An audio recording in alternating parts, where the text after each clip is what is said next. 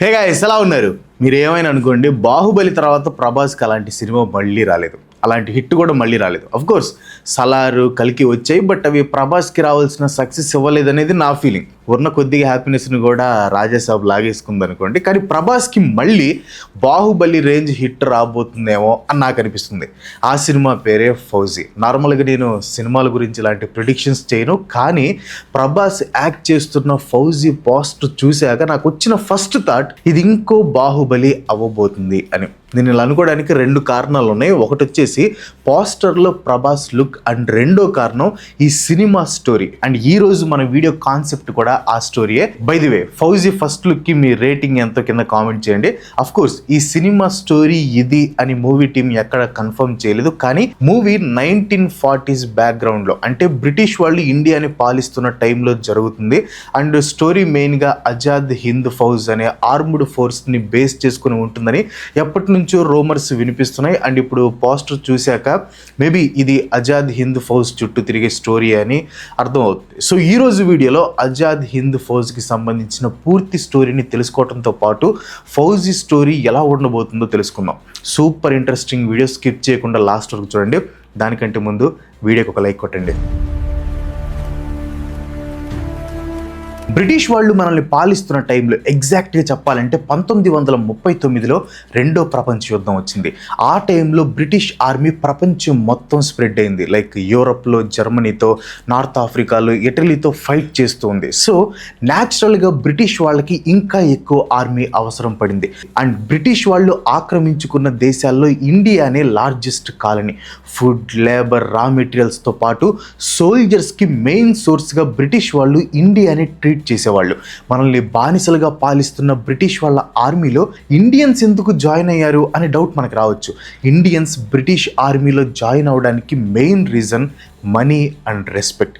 British పాలనలో బాగా డబ్బున్న వాళ్ళు తప్ప మిగతా ఇండియన్స్ ఎకనామిక్ సిచ్యువేషన్ అనేది చాలా వర్స్ట్గా ఉండేది. ఎంత కష్టపడి పనిచేసినా సరిపడా డబ్బు వచ్చేది కాదు. అండ్ వచ్చిన డబ్బులో బ్రిటిష్ వాళ్ళకి ట్యాక్సులు కట్టడమే సరిపోయేది. అండ్ అన్నిటికంటే ముఖ్యంగా మన వాళ్ళకి ఎక్కడ రెస్పెక్ట్ ఉండేది కాదు. కానీ ఆర్మీలో చేరిన వాళ్ళకి సరిపడా జీతంతో పాటు రెస్పెక్ట్ కూడా లభించేది. దాంతో చాలామంది ఇండియన్స్ బ్రిటిష్ ఆర్మీలో జాయిన్ అయ్యేవాళ్ళు. డబ్బు వస్తుంది, రెస్పెక్ట్ వస్తుందని బ్రిటిష్ ఆర్మీలో జాయిన్ అయిన ఇండియన్స్కి ఇంకో ప్రాబ్లం ఎదురైంది. అదే రేసిజం. ఆర్మీ యూనిఫామ్ వేసుకున్న ఇండియన్ ఆర్మీ వాళ్ళని బ్రిటిష్ ఆర్మీ వాళ్ళు చాలా తక్కువగా చూసేవాళ్ళు. పెద్ద సినిమా టైప్లో జీతంలో తేడా, హోదాలో తేడా, చూసే విధానంలో తేడా. బయట బ్రిటిష్ వాళ్ళు మన దేశాన్ని దోచుకుంటుంటే లోపల ఆర్మీలో మన సైనికులు ఈ అవమానాన్ని రోజు భరిస్తూ ఉండేవాళ్ళు. ఇండియన్ సోల్జర్స్లో అసంతృప్తి బాగా పెరిగిపోయింది. ఎప్పుడెప్పుడు బ్రిటిష్ వాళ్ళకి ఎదురు తిరుగుదామా అని ఇండియన్ సోల్జర్స్ వెయిట్ చేసేవాళ్ళు. కానీ వాళ్ళని లీడ్ చేసే మనిషి లేకుండా పోయాడు. అవమానాలు భరిస్తున్న సోల్జర్స్కి ధైర్యం చెప్పి వాళ్ళలో రగులుతున్న ఆవేశాన్ని మంటగా మార్చడానికి ఒక వ్యక్తి వచ్చాడు. అతని పేరు సుభాష్ చంద్రబోస్ గారి గురించి నేను స్పెషల్ ఇంట్రో ఇవ్వాల్సిన పని లేదు. ఆయన ఎవరు ఏంటనేది ప్రతి ఒక్క భారతీయుడికి తెలుసు. బోస్ గారు ఇండియన్ నేషనల్ కాంగ్రెస్లో ఒక పవర్ఫుల్ లీడర్. 2 సార్లు కాంగ్రెస్కి ప్రెసిడెంట్గా కూడా ఎన్నికయ్యారు. అయితే కాంగ్రెస్ లీడర్షిప్కి బోస్ గారికి ఐడియాలజీలో డిఫరెన్సెస్ ఉండేవి. ముఖ్యంగా మహాత్మా గాంధీజీ అహింస, శాంతి పోరాటంతో స్వాతంత్రం తీసుకొని రావాలి అని చూస్తుంటే, బోస్ గారు మాత్రం స్వాతంత్రం అడిగితే రాదు, దాన్ని బలంతో తీసుకోవాలి అని నమ్మేవారు. గాంధీజీ మార్గం దేశం మొత్తాన్ని ఐక్యం చేసింది, ప్రపంచం దృష్టిని ఆకర్షించింది. కానీ బోస్ గారి మాత్రం తన మార్గాన్ని నమ్మారు. తన మార్గంలో రిస్క్ ఉంది అని తెలిసినా కూడా ఆ మార్గంలోనే వెళ్ళాలి అని డిసైడ్ అయ్యి 1939లో కాంగ్రెస్ ప్రెసిడెంట్గా రాజీనామా చేసి ఇండియన్ నేషనల్ కాంగ్రెస్ నుంచి బయటకు వచ్చేశారు. రెండో ప్రపంచ యుద్ధం టైంలో బ్రిటన్ బాగా బలహీనపడిపోయింది. సో స్వాతంత్రం కోసం పోరాటానికి అదే సరైన సమయం అని బోస్ గారు నమ్మారు. బ్రిటిష్కి కష్టకాలం, ఇండియాకి మంచి కాలం అనేది ఆయన ఆలోచన. అయితే ఇండియన్ నేషనల్ కాంగ్రెస్కి రాజీనామా చేసిన తర్వాత బ్రిటిష్ వాళ్ళు బోస్ గారిని హౌస్ అరెస్ట్ చేశారు. కానీ 1941 జనవరిలో బోస్ ఎవ్వరు గుర్తుపట్టని విధంగా ఒక పఠాన్ లాగా మారువేషం వేసుకొని బ్రిటిష్ వాళ్ళ కళ్ళు గప్పి తన సొంత ఇంటి నుంచి తప్పించుకొని ఆ తర్వాత కాబూల్ మీదుగా జర్మనీ చేరుకున్నారనమాట. యాక్చువల్లీ ఈ స్టోరీ గురించి నేను ఒక ఫుల్ లెంగ్త్ వీడియో కూడా చేశాను. ఇన్ కేస్ మీరు తెలుసుకోవాలనుకుంటే ఆ వీడియో చూడండి. సేమ్ ఒక మూవీ స్టోరీ లాగా ఉంటుంది. జర్మనీ చేరుకున్న బోస్ గారు హిట్లర్ని కలిశారు. ఈ మీటింగ్ గురించి విన్న చాలా మంది బోస్ గారు హిట్లర్కి సపోర్ట్ చేశారు అనుకుంటారు. కానీ దీంట్లో ఏమాత్రం నిజం లేదు. ఎందుకంటే బోస్ గారు ఎప్పుడు కూడా హిట్లర్ని కానీ అతని ఐడియాలజీని కానీ సపోర్ట్ చేయలేదు.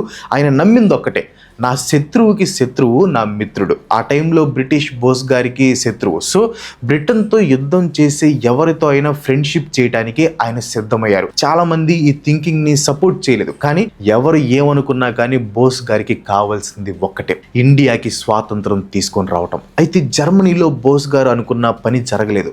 హిట్లర్ నుంచి అనుకున్నంత సపోర్ట్ అయితే లభించలేదు అనమాట. ప్లస్ యూరప్ నుండి ఇండియా చాలా దూరం. అందుకే బోస్ గారు ఇంకో ప్లాన్ వేశారు. బ్రిటన్ని కొట్టాలంటే ఇండియా చుట్టుపక్కల నుంచే దాడి చేయాలి అని డిసైడ్ అయ్యి ఒక జర్మన్ సబ్మెరైన్లో ప్రమాదకరమైన ప్రయాణం మొదలుపెట్టి ఆ తర్వాత ఒక జపనీస్ సబ్మెరైన్లోకి మారి 3 నెలల తర్వాత అంటే 1943లో సౌత్ ఈస్ట్ ఏషియా చేరుకున్నారు. కానీ బోస్ గారు అక్కడికి వెళ్ళేసరికి ఆల్రెడీ అక్కడ ఒక సైన్యం ఆయన కోసం ఎదురు చూస్తూ ఉంది. ఆ సైన్యం పేరు బోస్ గారి కోసం వెయిట్ చేస్తున్న ఫోర్స్ అక్కడికి ఎలా వచ్చిందో తెలుసుకోవాలంటే మనం కొన్ని నెలల ముందుకు వెళ్ళాలి.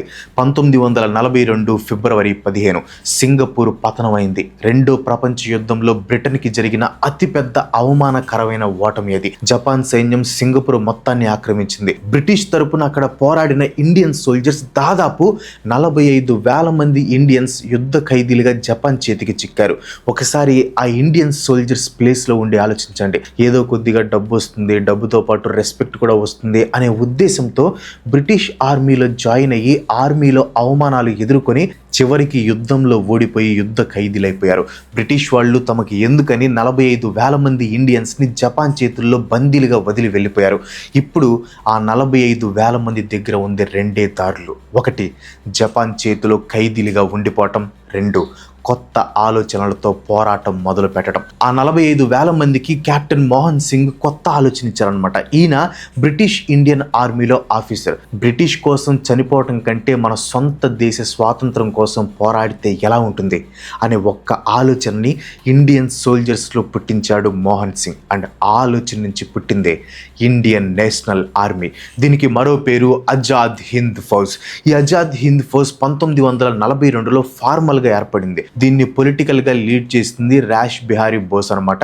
ఈయన ఎవరో కాదు, 1912లో వైస్రాయ్ మీద బాంబు దాడి చేసింది ఈయనే.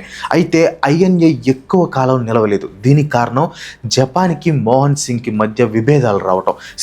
మోహన్ సింగ్ ఐఎన్ఏతో కలిసి పోరాడి ఇండియాకి స్వాతంత్రం తీసుకొని రావాలి అనుకున్నారు. కానీ జపాన్ ఐఎన్ఏని జస్ట్ ఒక వార్ స్ట్రాటజీగా బ్రిటిష్ని దెబ్బ కొట్టే ఒక వెపన్గా మాత్రమే చూసింది. దాంతో 1942లో మోహన్ సింగ్ ఐఎన్ఏని రద్దు చేశారు. జపాన్ ఆయన్ని అరెస్ట్ చేసింది.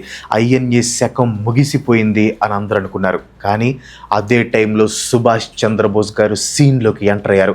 సబ్మెరైన్ ద్వారా ప్రయాణం చేసి సింగపూర్లో అడుగుపెట్టిన సుభాష్ చంద్రబోస్ గారికి 1943 జూలై 4న ఐఎన్ఏని అప్పగించారు. ఇది సింబాలిక్ కాదు, ఒక తరం మరో తరానికి కళ అప్పగించిన క్షణం. చెల్లా చెదురైన ఐఎన్ఏని బోస్ గారు మళ్ళీ ఒకటి చేసి కొత్త ప్రాణం పోశారు. ఆజాద్ హింద్ ఫౌజ్ మళ్ళీ వెలుగులోకి వచ్చింది. 1943 అక్టోబర్ 21న బోస్ గారు ఒక అడుగు ముందుకేసి ఏకంగా ఒక గవర్నమెంట్ని డిక్లేర్ చేశారు. ఆ గవర్నమెంట్ పేరు ఆర్జీ హుకుమత్ ఈ ఆజాద్ హింద్, అంటే స్వతంత్ర భారత తాత్కాలిక ప్రభుత్వం. దానికి ఆయనే అధిపతి. ఐఎన్ఏ కేవలం ఒక ఆర్మీ కాదు, దీనికి సొంత ప్రభుత్వం ఉంది, సొంత కరెన్సీ ఉంది, సొంత పోస్టేజ్ స్టాంప్స్ ఉన్నాయి, సొంత జెండా ఉంది, సొంత జాతీయ గీతం ఉంది. బ్రిటిష్ ఏలుతున్న ఇండియాకి సమాంతరంగా ఇంకో స్వాతంత్ర భారతదేశం ఏర్పడింది. భూమి మీద కాదు, ఇండియన్స్ హృదయాల్లో. ఇది జస్ట్ ఒక మిలిటరీ ఆపరేషన్ కాదు, ఇదొక కళ. ఇండియా ఫ్రీగా ఉంటే ఎలా ఉంటుందో చూపించిన ఒక చిన్న నమూనా. నెక్స్ట్ పార్ట్ ఇంకా క్రేజీగా ఉంటుంది. దానికంటే ముందు మీరు మన ఛానల్ని ఫస్ట్ టైం చూస్తున్నా లేకపోతే ఇంకా సబ్స్క్రైబ్ చేసుకోకపోయినా please do subscribe and like కొట్టడం మాత్రం మర్చిపోవద్దు. సుభాష్ చంద్రబోస్ గారి దగ్గర ఎంతో బలమైన ఒక ఆయుధం ఉండేది. ఆయన మాటలు. ఆయన మాటలే ఒక ఆయుధం. ఆయన ఇచ్చిన ఒక్క నినాదం చరిత్రలో నిలిచిపోయింది. తుమ్ ముజే కాందో మే తుమ్కో ఆజాదీ దూంగా. దీని అర్థం, మీరు నాకు రక్తం ఇవ్వండి, నేను మీకు స్వాతంత్రం ఇస్తాను. డబ్బు, సుఖం, భద్రత ఇస్తామని నాయకులు ప్రమాణాలు చేస్తూ ఉంటారు, కానీ బోస్ గారు ఇవేమి ఇస్తాను అని ప్రామిస్ చేయలేదు. స్వాతంత్రం ఇస్తాను అని ప్రామిస్ చేశారు. ఆయన చేసిన ప్రామిస్కి రక్తం ఇవ్వటానికి వేల మంది ముందుకొచ్చారు. ఆ రిక్రూట్మెంట్ సీన్స్ని ఒక్కసారి ఇమాజిన్ చేసుకోండి. మలయా, బర్మా, సింగపూర్లో స్థిరపడ్డ ఇండియన్ కుటుంబాలు, వాళ్ళు దశాబ్దాలుగా ఇండియా ముఖం కూడా చూడలేదు. అయినా సరే ఆ మట్టి కోసం తమ పిల్లల్ని ఆర్మీకి పంపారు. తల్లులు తమ నగలు తీసి విరాళంగా ఇచ్చారు. విద్యార్థులు కాలేజీలు వదిలేసి యుద్ధ భూమికి బయలుదేరారు. కొందరు ఏడుస్తూ, కొందరు గర్వంగా. కానీ అందరి కళ్ళల్లో ఒక్కటే వెలుగు, మన దేశం ఫ్రీ అవుతుంది అన్న నమ్మకం. ఆల్రెడీ ఈ రిక్రూట్మెంట్ని చూసి బ్రిటిష్ వాళ్ళకి భయం మొదలైంది, కానీ బోస్ గారు అంతటితో ఆగలేదు. సపరేట్గా ఉమెన్ రెజిమెంట్ ఒకటి స్టార్ట్ చేశారు.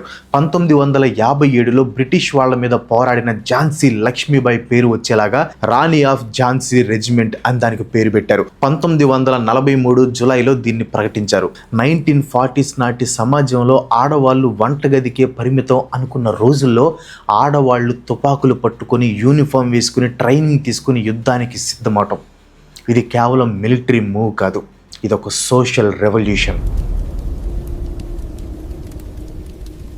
1944 జపాన్ ఆర్మీతో కలిసి ఆజాద్ హింద్ ఫౌజ్ బ్రిటిష్ వాళ్ళ మీద అటాక్కి సిద్ధమైంది. బర్మా నుంచి బ్రిటిష్ కంట్రోల్లో ఉన్న ఇండియన్ బార్డర్స్ మీద అటాక్ చేయాలి అనేది ప్లాన్. వీళ్ళ ఫస్ట్ టార్గెట్ నార్త్ ఈస్ట్లో ఉన్న ఇంఫాల్ అండ్ కోహిమా.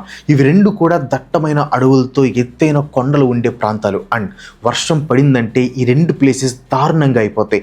యుద్ధం అంటే జస్ట్ గన్స్ అండ్ బుల్లెట్స్ కాదు. యుద్ధంలో ఉండే సోల్జర్స్కి ఆహారం, మెడిసిన్స్, గన్ పౌడర్ ఇవన్నీ కరెక్ట్గా అందించడం కూడా యుద్ధంలో చాలా ఇంపార్టెంట్. కానీ జపాన్తో కలిసి యుద్ధంలోకి దిగిన ఐఎన్ఏకి ఇవన్నీ టైంకి దొరకలేదు. కారణం, అది మాన్సూన్ సీజన్ అవ్వటం.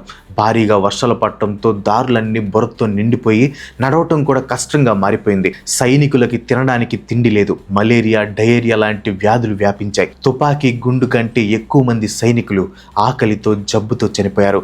జపాన్ యొక్క స్ట్రాటజీ కూడా విఫలమైంది. ఆల్రెడీ దెబ్బతిని ఉన్న ఐఎన్ఏ ఇంకా జపాన్ సైన్యం మీద బ్రిటిష్ ఇండియన్ సైన్యం గెలిచింది. వేలాది మంది ఐఎన్ఏ సైనికులు చనిపోయారు, లొంగిపోయారు లేదా వెనక్కి తగ్గారు. అయితే కొన్నిసార్లు యుద్ధ భూమిలో ఓడిపోయిన వాళ్ళు ప్రజల హృదయాల్లో గెలుస్తారు. ఆజాద్ హింద్ ఫౌజ్ కూడా అలాంటిదే. 1945 ఆగస్ట్ జపాన్ లొంగిపోయింది. రెండో ప్రపంచ యుద్ధం ముగిసింది. జపాన్ మద్దతు మీద ఆధారపడ్డ ఆజాద్ హింద్ ఫౌజ్ కూడా కుప్పకూలిపోయింది. కలం ముగిసినట్లు అనిపించింది. అదే సమయంలో 1945 ఆగస్ట్ 18న సుభాష్ చంద్రబోస్ గారు అదృశ్యమయ్యారు. సుభాష్ చంద్రబోస్ గారు ఏమయ్యారు అనేది ఇప్పటికీ ఒక పెద్ద మిస్టరీ. రకరకాల థీరీస్ వచ్చాయి, కానీ దేనికి కూడా సరైన ప్రూఫ్ లేదు. దీని మీద కూడా నేను ఒక సపరేట్ వీడియో చేశాను, ఇంట్రెస్ట్ ఉంటే అది ఖచ్చితంగా చూడండి. బోస్ ఏమయ్యారు అనేది ఇప్పటికీ ఎవరికీ తెలియదు.